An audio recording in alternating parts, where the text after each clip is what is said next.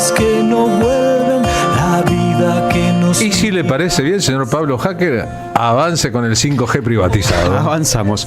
Bueno, quien no esté tan al tanto del asunto, ustedes saben que hoy las redes de telefonía funcionan con 4G, 5G vendría a ser como la generación siguiente que permitiría que mejoren las comunicaciones con esta promesa que nos vienen haciendo con las privatizaciones, que supuestamente van a dar todo bien. Ustedes saben cómo funcionan los teléfonos y siempre es como que te piden algo más, ¿no? Del lado empresarial, un poquito más.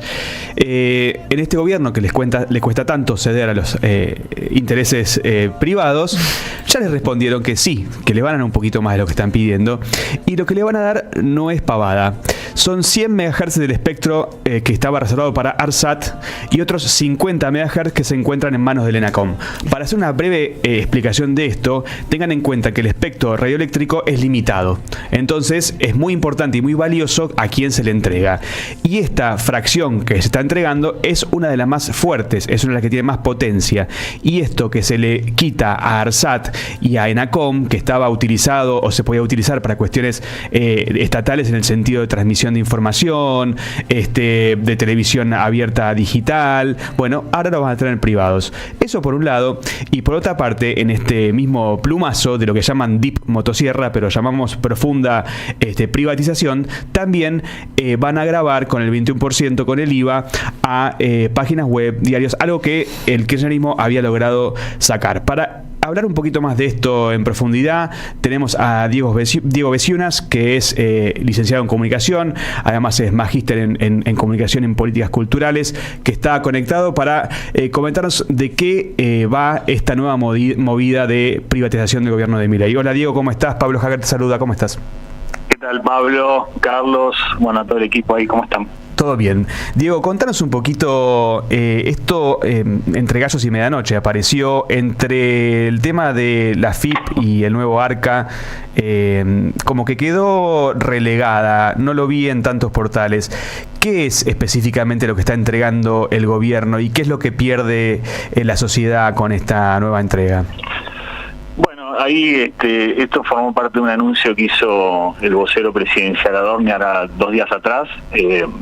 Anunció, bueno, hizo una conferencia de prensa sin preguntas como suele hacer, y en ese anuncio dijo varias cosas, digamos, ¿no? Entre ellas, bueno, que hay una porción del espectro radioeléctrico, como mencionabas vos recién, que había sido reservado para ARSAT y la ENACOM, 100 MHz de la banda de 100 MHz para ARSAT y 50 MHz para la ENACOM, que esa reserva se había hecho el año pasado cuando el gobierno del Frente de Todos, con Sergio Massa como ministro de Economía, había licitado ya la banda o la tecnología de 5G, licitación que se efectivizó, se concretó, y se reunió en esa licitación cerca de 900 millones de dólares. En esa licitación se acordó reservar la banda de 100 MHz para ARSAT y de 50 para ENACOM para que el Estado disponga qué hacer con esas bandas. Bueno, Adorni anunció que ARSAT y ENACOM van a desprenderse de alguna manera de esas bandas,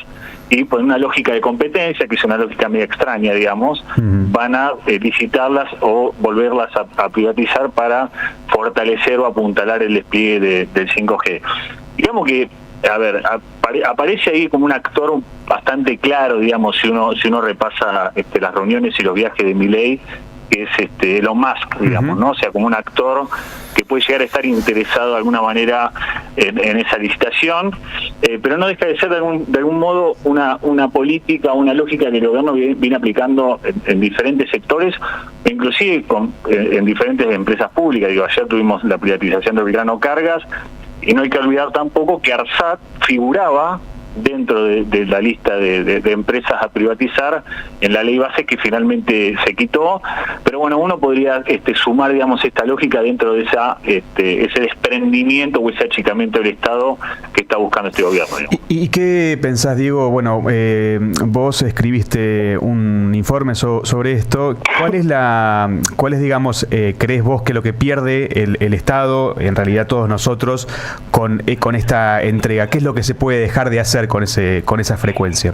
Y yo diría que en realidad Argentina nuestro país tiene un problema anterior al despliegue del 5G, que todavía no tenemos una cobertura amplia de la tecnología 4G en todo el país. Digamos, si uno repasa algunos mapas de cobertura, que se pueden buscar en internet, en diferentes páginas, vos ves que la concentración de la cobertura o la amplitud de la cobertura de la telefonía móvil en 4G se encuentra en el centro de la Argentina, ¿no? En la región centro ves como varias redes bien conectadas. Entonces, nosotros tenemos un problema anterior, que es que la Argentina no tiene un problema de adquisición de dispositivos, o sea, buena parte de los ciudadanos y ciudadanas de Argentina cuentan con un celular, inclusive hasta hay más de un celular por persona. El problema es un problema de cobertura, ¿no? O sea, que es un problema que diría que es anterior al despliegue del 5G, eso por un lado. En un país además muy extenso, muy amplio, donde es muy necesaria la conexión. Exactamente, o sea, en un país súper extenso, eventualmente habría que priorizar trabajar con las empresas en algún marco para que esas empresas extiendan esa cobertura que lógicamente no extienden por cuestiones de rentabilidad. Claro. También es cierto que en otras partes del mundo tampoco el despliegue del 5G o la transición al 5G es una transición que para los usuarios comunes, digamos, esté generando una expectativa o un viraje muy grande, salvo lo que permite, digamos, el 5G en lo que es la tecnología, por ejemplo, para el agropecuario, para la salud, etcétera, pero no hay gran transición de los usuarios individuales. Pero yo diría que lo que pierde es soberanía tecnológica, la capacidad de eventualmente disponer con lógica pública de esas bandas, ¿no? O sea, de definir, no sé, digo, algún tipo de definición estratégica sobre las comunicaciones, que podría incluir o no la creación de una empresa pública de telecomunicaciones, como cuenta Uruguay, ¿no? Uruguay cuenta con una empresa de telecomunicaciones propia, que es Antel, que también le permite eventualmente en un panorama global como el que estamos viendo ahora, tener una empresa pública para tratar de incidir en un terreno que es estratégico. Y regular los precios también, ¿o no? También, cosa que este gobierno también ha desechado al eliminar el decreto 690, que era ese decreto que había firmado Alberto Fernández durante la pandemia, que fue judicializado por Clarín y que le permitía eventualmente al Estado incidir o regular las tarifas de los servicios de telefonía móvil. Pero te agrego una cosita que me parece también es importante de esa conferencia Adorni, además de esto que estamos mencionando ARSAT, es que reponen el IVA a los medios gráficos y los portales digitales. O sea, es un doble, una estrategia de pinzas, ¿no? O sea, van por dos lugares, como siempre hace, ¿no? Este gobierno estoy acostumbrado que el ataque es múltiple, quizás para que la respuesta sea aún más compleja. Sí, ahí viste, es como aparece en el caso de ARSAT o lo que es el efecto de la ley, aparece un actor que es Elon Musk, que es un actor posiblemente beneficiado, aunque aún no puso $1 en Argentina, pero podría ser un actor beneficiado con una decisión de estas características, ya con el desembarco de una empresa de conectividad satelital como fue Starlink a la Argentina. Pero el otro, que algunos analistas están viendo como una respuesta del gobierno nacional a la rivalidad que está desplegando Milei con el sector periodístico, ¿no? Y específicamente con el grupo Clarín. Sí. Entonces esto vendría a ser como un vuelto, ¿no? Hacia ese grupo que nosotros vimos hace poquito una entrevista donde Milei abiertamente habló en contra de un periodista de ese grupo, una especie de moneda de cambio o de pago por esas ida y vuelta o las críticas de ese grupo hacia Milei. Yo no estaría tan de acuerdo con eso, básicamente por un componente que es el antikirchnerismo claro que ese grupo despliega. Entonces yo no sé si esto va a terminar de generar una diatriba de Clarín sobre el gobierno de Milei. Pero ahora, digamos, esto, perdón que te interrumpa, quiero decir, para explicarlo bien claramente, hagamos una breve historización del asunto. Con Cavallo se aplica este 21%, ¿es correcto? Sí. Esta pequeña breve historia. Luego, el kirchnerismo logra retirarlo y ahora lo vuelven a instalar, por lo cual eso se va a trasladar a precios muy probablemente en cualquier publicación o en las suscripciones digitales, por ejemplo, a un portal. Sí, digamos, ahí, como decía vos, en el 2001, no sé si acuerdan ustedes los famosos planes de competitividad que empezó a desplegar Cavallo en el 2001 en pleno gobierno de la Rúa, reimpone, o impone, mejor dicho, o extiende el IVA a diarios, revistas y en ese momento de la Argentina. En el 2014, proyecto de ley de Cristina Kirchner se envía al Congreso, se aprueba y se vuelven a eximir a las publicaciones gráficas. 2016, una ley del Congreso extiende esa exhibición a las publicaciones digitales, y este gobierno, que se dice admirador del menemismo y del Caballo, lo vuelve a reimponer. Claro. Yo diría que ahí hay como dos efectos. Por un lado, en el caso de la prensa gráfica, sobre todo a las ediciones más pequeñas, o las que todavía tienen complicaciones en términos de edición, que ya, digamos, convengamos que es un tipo de medio que está en seria crisis respecto al viraje de la publicidad en un país como el nuestro, donde en general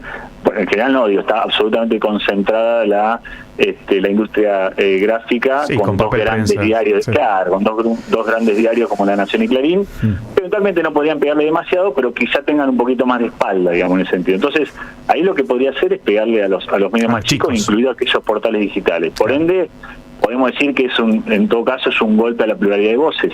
O sea, sobrevive el más fuerte y van a quedar en el camino los pequeños portales, las pequeñas publicaciones que tanto les cuesta sobrevivir en la era digital. Exacto, ¿no? Exacto, sobre todo porque el Grupo Clarín o el Grupo Clarín personal hoy tiene un mercado o inversión absolutamente diversificadas, no depende su ingreso principalmente de la venta de diarios o del muro de pago que tiene en su web, o lo mismo en el caso de La Nación. Digo, hay otros diarios que tienen como único fuente de ingreso la publicidad que venden por esa publicación, y esto obviamente va a afectar gravemente esas publicaciones o esas salidas, porque bueno, eleva claramente sus costos. Entonces yo diría que, como conclusión en ese sentido, no lo vería tanto como un golpe al grupo, y sí como una afectación a la pluralidad de voces por el posible achicamiento en la publicación de diferentes medios, digamos, ¿no?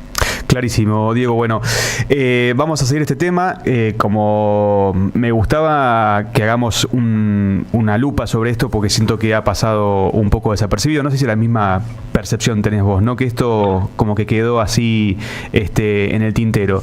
Me parece que es importante decirlo. Creo que el eje central es la pérdida de soberanía.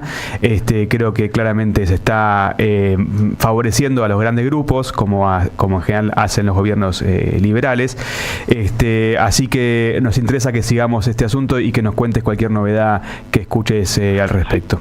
Sí, Pablo, ya te sintetizo con esto, digamos, ¿no? Que esta serie de anuncios, esta serie de medidas van en una especie de línea de otras medidas que ya ha adoptado este gobierno, que pueden ir desde el cierre de medios públicos, el cierre de Telam, la transmisión de la Copa América por la televisión pública, lo que decíamos la eliminación del decreto 690, es decir, hay una clarísima línea respecto a el sistema de medios, de entregárselo abiertamente al mercado y afectar la circulación de otras voces que puedan generar una mayor pluralidad respecto a la opinión sobre este gobierno. Bueno, muchísimas gracias, Diego. Estamos al habla. Dale, gracias a ustedes. Un abrazo grande. Diego Beciunas, especialista en comunicación, discurso público, que nos remarca esto que es realmente muy, muy serio. Yo quiero hacer una diferenciación. Ellos lo llaman motosierra. Esto no tiene nada que ver con un recorte. Esto no es un recorte porque no era un gasto, una pérdida, como ellos quieren decirlo, para el Estado. Esto es favorecer, como siempre se hace, a los grandes grupos concentrados económicos y además muchos de ellos transnacionales. Es una agresión, es todo lo contrario, ¿no? Y también me parece que un modo de extorsionar. Te negocio así una línea editorial, claro. A lo mejor te lo bajo, pero vos ¿qué me vas a dar a cambio? Pero por tan poquito se lo dan, por una línea editorial, o sea... pero una línea editorial de un medio de comunicación de masas es muchísimo. Igual porque además no son medios, sino conglomerados mediáticos. Piensa en esto, que lo que decía Diego, que me parece interesante, es que, por supuesto, esta aplicación del IVA puntualmente va a afectar tremendamente a los pequeños y medianos, y a los más grandes no tanto, porque porque además están ganando fabulosamente en otros lugares. Por ejemplo, ¿cuál creen ustedes que era el puesto real de Alberto Fernández como jefe de gabinete del gobierno de Néstor Kirchner y luego de Cristina Fernández de Kirchner? ¿En qué consistía básicamente su trabajo? Su trabajo básicamente consistía en operar sobre los medios de comunicación para vincular la línea política de los medios de comunicación con los intereses de ese gobierno.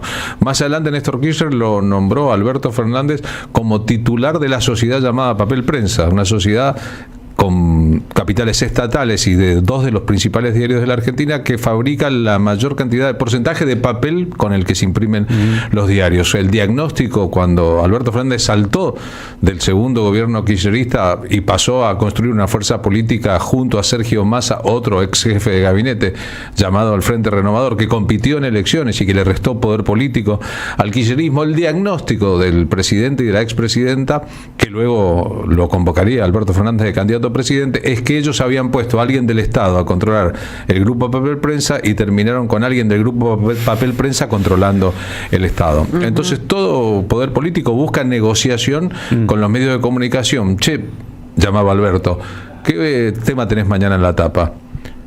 A Página 12, a Clarín, al Cronista Comercial, a Ámbito Financiero, a Crónica. Y podrías fijarte en este título si es así. Alberto había sido productor de programas periodísticos en televisión, por ejemplo el programa de Moncalvillo en la televisión estatal. Se convirtió en un hombre clave porque negociaba los medios. Bueno, hoy el gobierno tiene otros negociadores. A lo mejor un chico que se llama Caputo de apellido, como un ministro, negocia con los medios de comunicación, dame y te doy. Y si me atacas mucho, cuidado conmigo porque tengo el poder de cobrarte el 21% de IVA. Y más, lo voy a anunciar mañana. Es parte de una negociación.